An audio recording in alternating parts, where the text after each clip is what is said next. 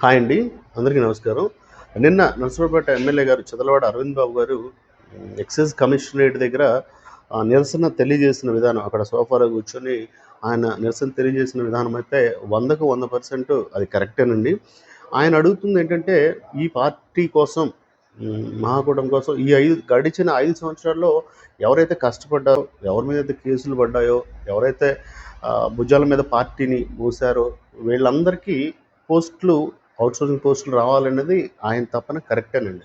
ఎందుకంటే ముఖ్యంగా బెవరేజ్ కార్పొరేషన్‌లో గానీ, మరి చెక్ పోస్టుల దగ్గర గానీ, అనేక గ్రామాల్లో ఆశా వర్కర్లు గానీ, మరి వాళ్ళంతా కూడా వైసీపీ కార్యకర్తలే కాబట్టి ఆ పోస్టులు పార్టీకి నమ్ముకున్న వాళ్ళకి ఇవ్వమని ఆయన డిమాండ్ చేసిన విధానం అయితే సూపర్ అండి. నెంబర్ 1.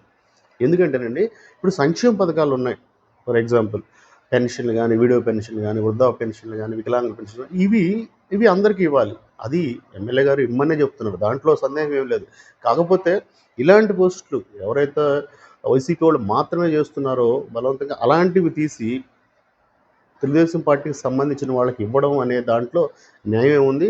మరి ఇనీషియేట్‌గా నరసరావుపేట ఎమ్మెల్యే గారు తీసుకున్న ఈ స్టెప్‌ని 175 నియోజకవర్గాల్లో కూడా, ఏదైతే 164 మంది ఎమ్మెల్యేలు, 11 నియోజకవర్గాల్లో ఇన్ఛార్జీలు దీన్ని ఇనిషియేటివ్‌గా తీసుకొని పార్టీని నమ్ముకున్న కార్యకర్తలకి మేలు జరిగే విధంగా మీరు కూడా ఇలా ముందుకు పోవాలని మనస్ఫూర్తిగా కోరుకుంటున్నామండి.